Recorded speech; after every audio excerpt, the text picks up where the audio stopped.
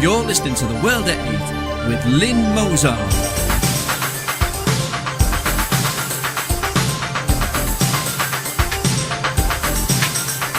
The World at 8, the number one in nationalist news.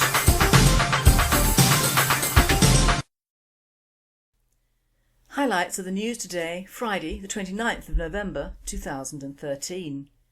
Headmistress BANS excited schoolchildren from mentioning Christmas until December. UK, polite white flight as culture divides us. PCSO sues property firm for thousands after tripping and injuring knee while investigating reported break-in. Cops scared by Swedish teens' sex crimes views. French court upholds sacking of veiled worker. Nick Griffin MEP from the belly of the beast. Malta free to sell EU citizenship, Commission says. Syria, children targeted to force people to flee, Christian MP says. Women drivers responsible for social evil, Saudi Mufti says.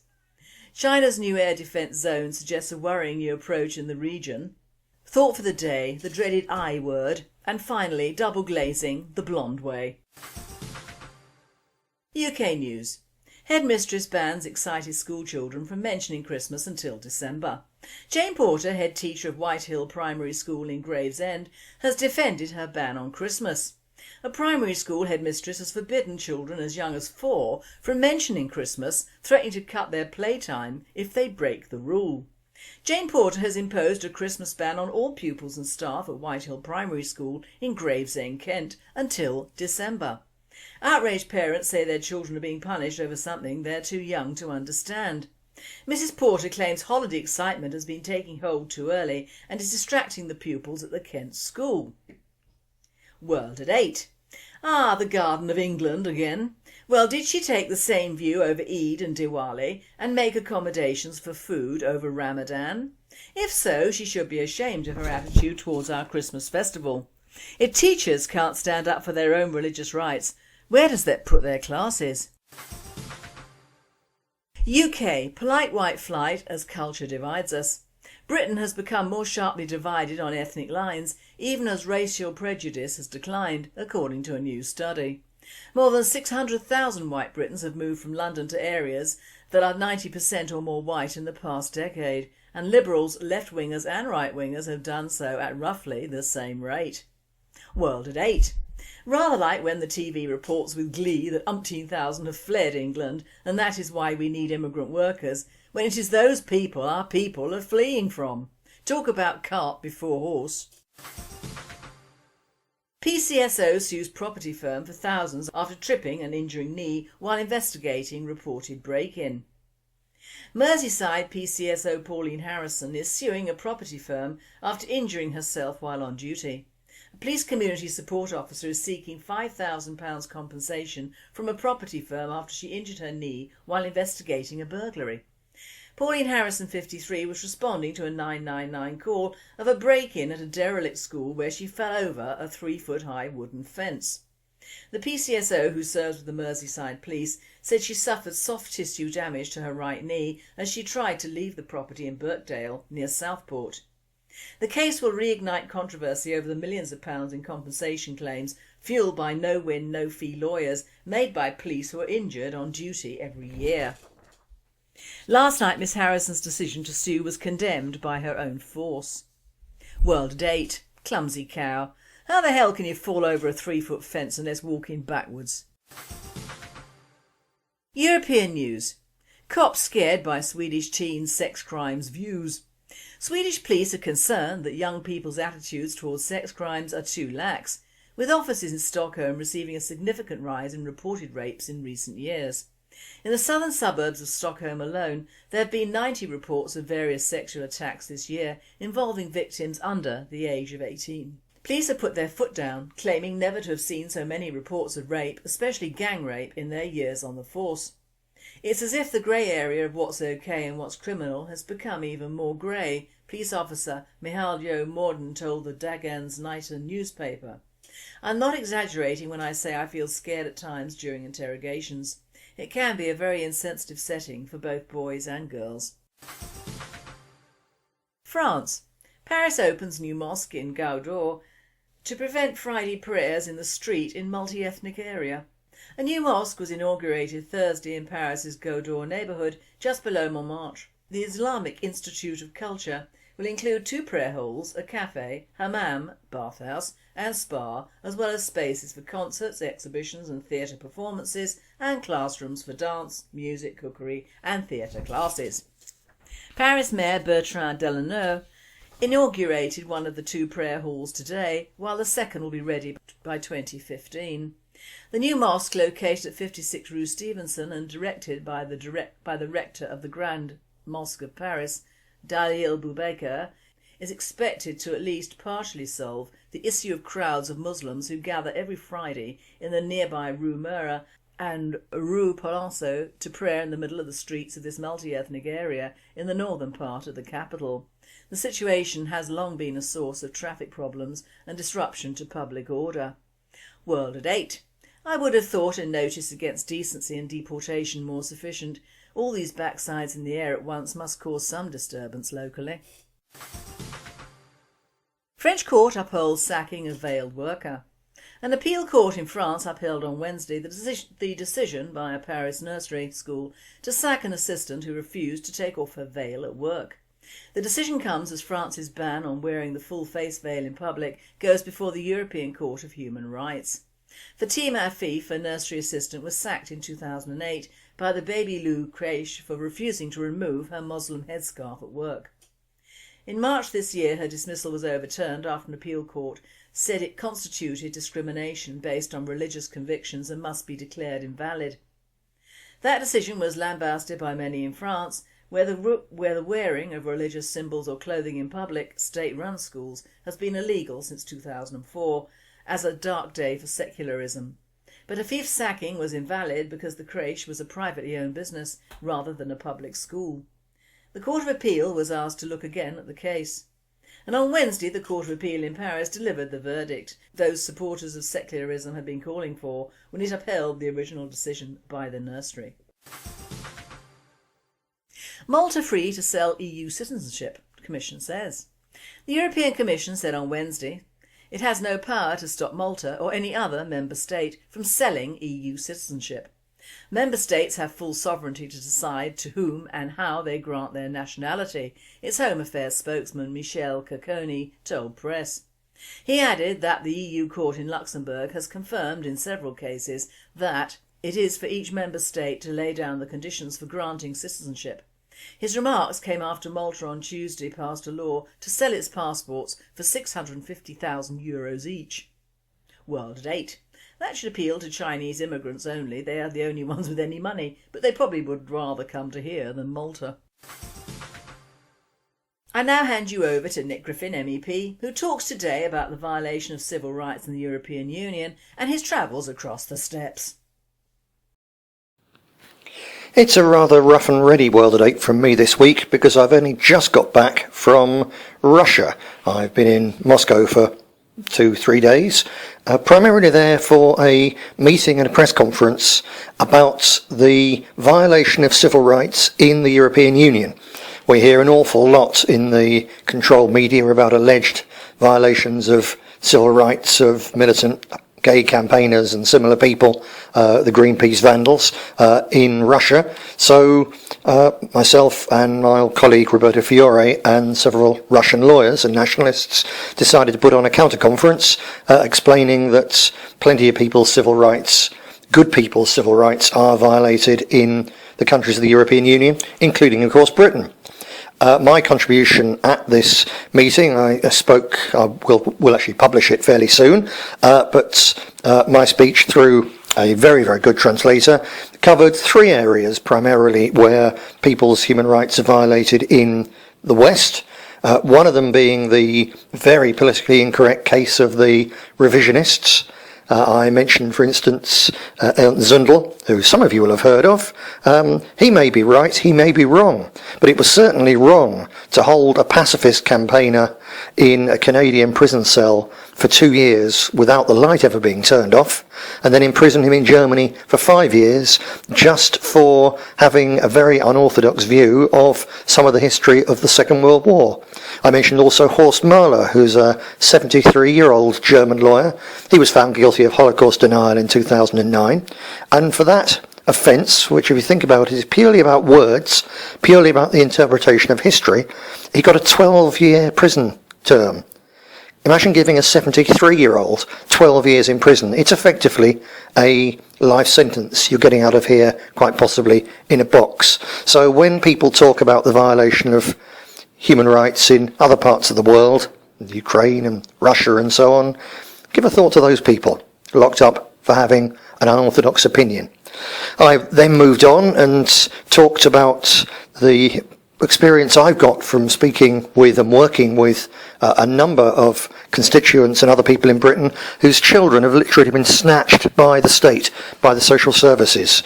Hundreds of thousands of kids snatched from homes, not just because, as sometimes happens, they're being brutally beaten by their parents when obviously social services have to intervene, but increasingly kids are being taken on the grounds of what the social services claim is the chance of future emotional harm.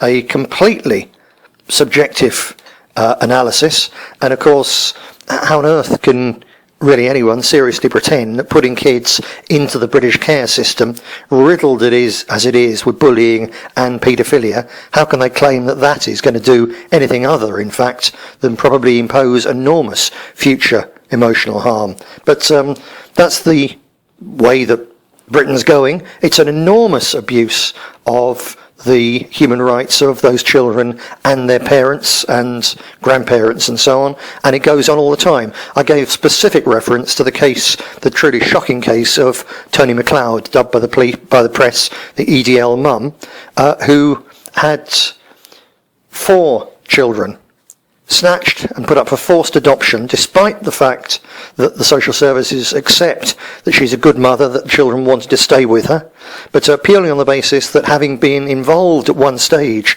with the English Defence League and still friends with patriots, she would bring them up in an environment in which they may be radicalised when they were older, thereby that being, according to the social services, a possibility of future emotional harm. So let's get it straight. People's kids being taken off them because they have the wrong political opinions. How much greater violation of civil rights can you possibly have? Roberta Fiore and I both covered in our speeches the shocking police attacks on the Children's Rights March in Paris earlier this year, where approximately 1 million patriots, nationalists, traditionalists, Christians, and many of them families with their kids, including children in pushchairs. I went on the first one of these marches myself, and I can vouch for the fact that they're extraordinarily peaceful, decent family occasions. But the second one of these was attacked by the police on the orders of the socialist government with batons and tear gas. Now, this wasn't a march of dangerous radicals. The slogan that they were marching under was, "A child needs a mum and a dad." But of course that message doesn't go down well with the militant homosexual lobby and with the anti-family, anti-tradition, anti-Christian, anti-human socialists who use gay rights as an excuse to break up families and deny children the right to a mum and a dad. So for marching under that slogan, peaceful people, good people, decent people were brutally attacked with tear gas and police batons. Nothing in the press about it, virtually not covered anywhere outside of France, and even there it was played down. So can you imagine if 1 million militant gay rights protesters were battened and tear gassed in Moscow? We'd never hear the end of it. But when it's family rights protesters, when it's Christians, when it's people standing up for the rights of children to have a mum and a dad, well, they seem to be fair game. So an enormous amount of hypocrisy in the West over the question of civil rights. We also invited to this conference a spokesman from Golden Dawn, and we were very pleased when they sent a young and very correct, very proper, very intelligent MP. Artemius is Christian name. I can't remember his surname because, of course, it's unpronounceably Greek. He came. He gave a very good presentation. He also brought me a letter from the leader of Golden Dawn in prison, thanking me for speaking up on behalf of their rights in the European Parliament, which was a very nice gesture. It's packed in a suitcase at present, so I can't read it to you, but perhaps I will in due course. The following day after the press conference, I did a pre-recorded hour-long interview for People's Radio. This is a nationalist and Christian radio station in Britain with literally many millions of listeners. Sorry, in Britain. That's what comes of having no sleep on the plane over. People's Radio, of course, is dear oh dear. The People's Radio is a radio station with millions of listeners all over Russia. And I did, as I say, an hour-long interview with them, which they seemed very, very pleased with. We covered some very wide-ranging ground, and it went very well. That, of course, I was speaking in English, so I'm hoping very much that I'll be able to get a recording of the full original in that. So while there's be quite a lot of Russian in it, there'll also be what we're talking about in English, the questions and my answers. So if we can get it, that may well be something that we'll run on our website as well. I also had a number of meetings with various nationalists, especially to discuss something they're very keen on, the possibility of really active cooperation between nationalists and patriots in Russia and in Central and Western Europe. They're really not isolationists. They're very much on our side. They've got a very high regard for the British National Party. We talked in particular about the possibility of running joint youth training events in terms of ideas and practical campaigning techniques. And I also had a very interesting discussion with a group of people from the People's Radio. They're looking to launch a TV station. They're really quite well financed, looking to launch a TV station quite soon. And we were discussing the possibility of making our BNP TV material available to them, which they were very interested in, and I hope that it's something that we can work together, because in the end, I'm sure you know, well, you're listening to World at 8 and it's part of this, we nationalists absolutely have to build a seriously effective alternative media, and that obviously shouldn't be confined to one country. It needs to be international, and let's face it, Russia is now and is going to be even more in the future an enormous part of the struggle for our kind on this planet. So cooperation is absolutely vital. There is, of course, at present a real push by the Zionists and the neocons and the United States to hijack European nationalism. The main spear point of this is Geert Wilders in Holland. He's a brave man, but he's a total Zionist. He's not a nationalist, he's a free market liberal. He's an American puppet. And unfortunately, Marine Le Pen has seen fit to take the Front National into alliance with him. It's a great shame, given, for instance, Jean-Marie Le Pen's and the whole party's staunch position against the Iraq War, whereas Wilders and his people were, of course, all in favour of the Iraq War. So I think that Marine Le Pen will one day find she's made a terrible mistake by hitching her star to the neocon liberal Zionist Geert Wilders. But as she has done, it's particularly important that the real nationalists of Europe, which to my mind, of course, includes Russia, work together and stand together so that there's an opposite pole, as it were, in this nationalist position. Yes, there'll inevitably be this very well financed, very well organised Zionist attempt to make us go and fight their wars, but real nationalists need to work together to give people a real working alternative to that for the good. The good news in Russia is there's a lot of very good and very well connected people who understand the fundamental geopolitical reality of our time. And that's very simply that we, to use the BBC term, the hideously white people, are 8% of the world's population and shrinking. When you understand that, you've got to see the relationship between Russia and Britain, France, America and so on as not being a question of West and East, still less of West versus East.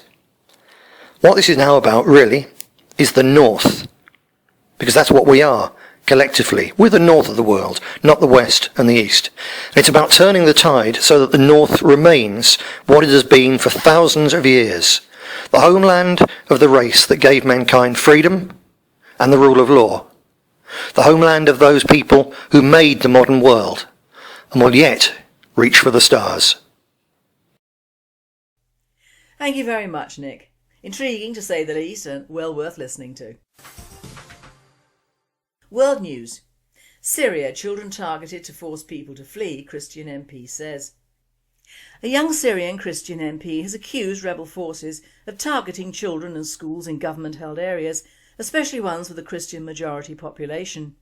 Some 11,000 children have already died in the conflict, but the Syrian deputy, Maria Sadar, in Rome to meet with Pope Francis and raise awareness in the West about what is really happening in Syria, said they have now become a target for al-Qaeda-linked and jihadist groups fighting to overthrow the Damascus regime. There have been 5 attacks alone on Christian schools over the past few days, injuring and killing children, she said, claiming that it is a strategy to get Christians who are secular and moderate to flee the country. Some 450,000 of the just over 2 million Christians in Syria have left that country. Sadar blames the media for the slanted take on what happens in Syria. It is not a war against the regime as the international media have long portrayed it to be, but a war to destroy the Syrian state by a group of extremists and criminals controlled by foreign powers, she said. World at 8. Exactly right. Women drivers responsible for social evil, Saudi Mufti says. Top Saudi cleric says issue of granting women right to drive is not a major concern. Riyadh, the Grand Mufti of Saudi Arabia, said a ban on women driving in the conservative Gulf state protects society from evil, in remarks published in the press on Thursday. Sheikh Abdul Aziz bin Abdullah Al Sheikh, the kingdom's most senior cleric, called for the matter to be considered from the perspective of protecting society from evil, which according to him included letting women drive. China's new air defence zone suggests a worrying new approach in the region. The announcement by a Chinese military spokesman on November 23rd sounded bureaucratic.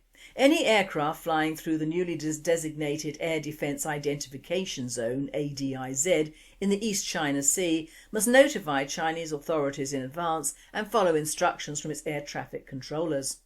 America's response was rapid. On November 26th, Barack Obama sent 2 B-52 bombers to fly through the new zone without notifying China. This face-off marks the most worrying strategic escalation between the two countries since 1996, when China's then president, Jiang Zemin, ordered a number of exclusion zones for missile tests in the Taiwan Strait, leading America to send 2 aircraft carriers there. Plenty of countries establish zones in which they require aircraft to identify themselves, but they tend not to be over other countries' territory. The Chinese ADIZ overlaps with Japan's own air defence zone. It also includes some specks of rock that Japan administers and calls the Senkaku Islands, which China claims and calls the Diaoyus, as well as the South Korean reef known as Lodo. The move is clearly designed to bolster China's claims. On November the 28th, Japan and South Korea sent aircraft into that zone. World at 8. Trust the Chinese, bulging at the seams again. Most of our newer migrants are Chinese. Africa is being repopulated by them, and they still have a huge empty countryside and a non-immigration policy for the rest of the world. Lovely. Thought for the day. Now they're all talking about the dreaded I word.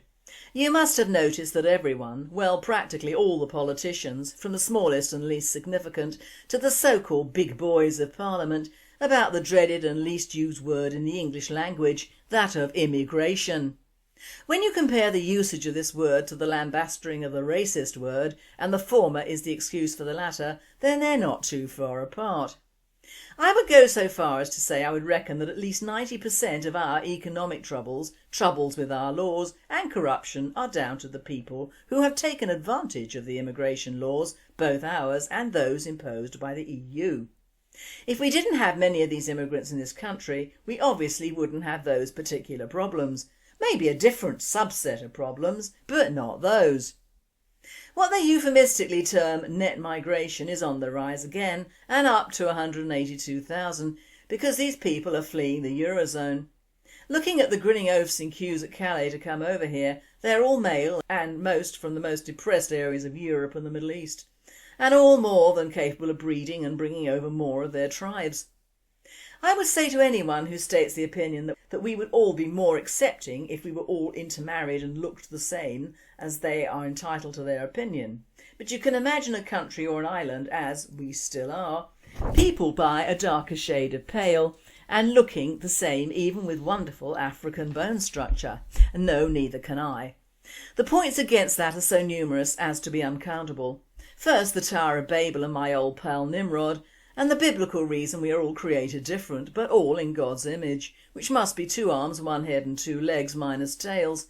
The old American Indian version, which I personally love, that Gitche Manitou made man by baking them in large ovens. The black man, he cooked too much, except for the palms of his hands and the soles of his feet on which he rested. The white man was too pale and not cooked enough, but the red man was cooked just right and looked good. Lovely, innit? The ancient Egyptians were not of mixed race, but an entirely different tribe and now extinct race. The Fellahin of Egypt are nothing compared to them now. African tribes were not as numerous in days of old as thought. Some further to the north had Semitic blood and others more aboriginal in looks and colour.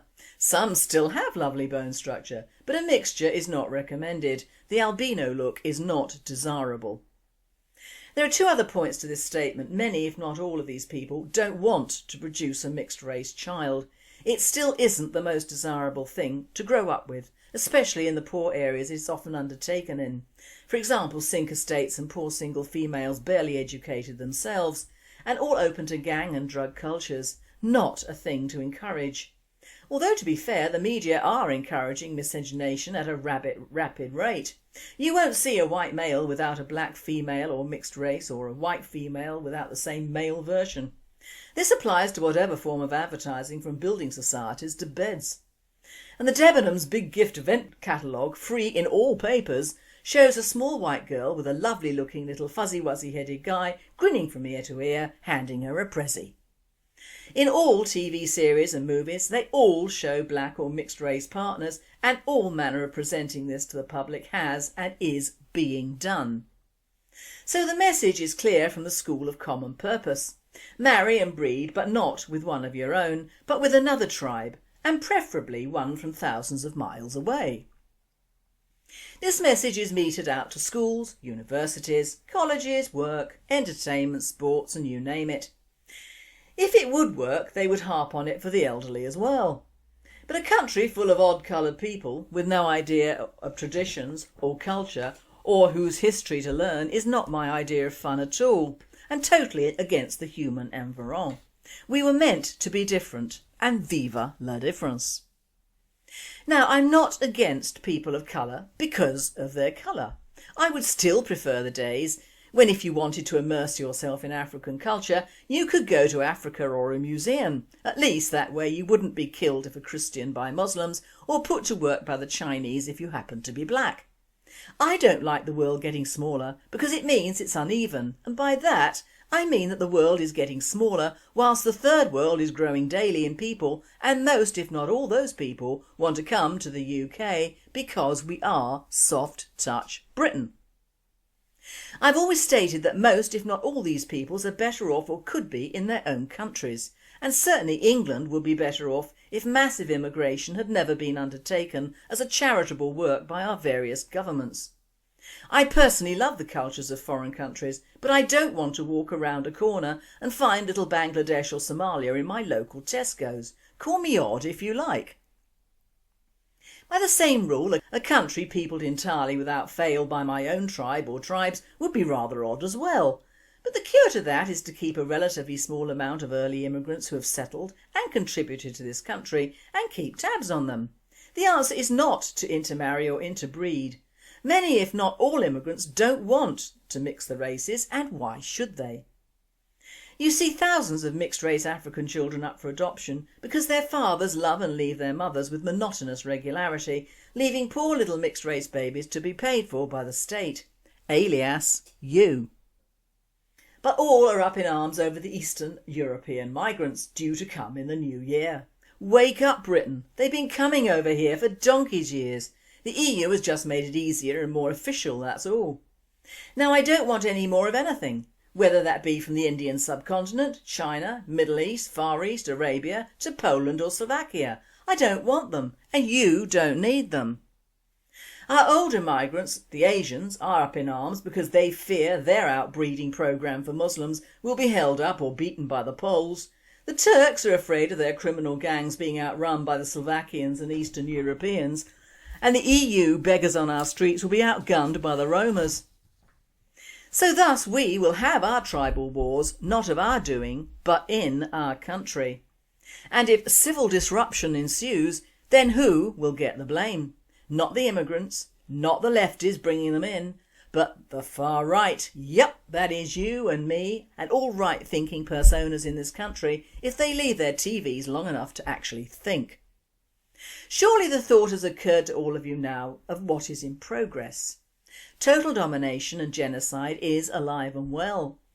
Didn't you wonder why all the hype over having the first West Indians, Ugandan Asians, Hong Kong Chinese and the flotsam of the Arab Springs? Most, if not all, could have gone back at some time, and most of them do, but they return here for benefits. We as a people would have banded together if we had been faced with tanks, soldiers, guns and a bona fide invasion on our shores. But this way really has baffled even the most intelligent people amongst us. Why? It has been insidious and applauded by the media and authorities, and racist not to have accommodated the rush of foreigners. In fact, our councils get more money for foreigners than they do for us. Think on that for the future. You can get any amount of financial help for any sort of group, committee or think tank if you open it up to ethnics. Say no more. The powers that be knew that England could never be invaded, as France was in the last war, so it had to disguise the invasion under the guise of asylum, help, foreign wars and the Schengen borders bit, all to enable a foreign invasion over the last 50 years. This invasion hasn't started with the Romas, but it may well end with them. And finally, double glazing the blonde way. Last year I replaced all the windows in my house with those expensive double pane energy efficient kind. Today I got a call from the contractor who installed them. He complained the work had been completed a year ago and I still hadn't paid for them. Hello? Just because I'm blonde doesn't mean I'm automatically stupid. So I told him just what his fast-talking sales guy told me last year. That these windows would pay for themselves in a year. Hello? It's been a year. So they're paid for, I told him. There was only silence at the other end of the line. So I finally hung up. He never called back. I bet he felt like an idiot. You've been listening to The World at 8. I am Lynn Mozar, and I and the team at World at 8 and Radio Britain wish you all a very happy and a very safe weekend.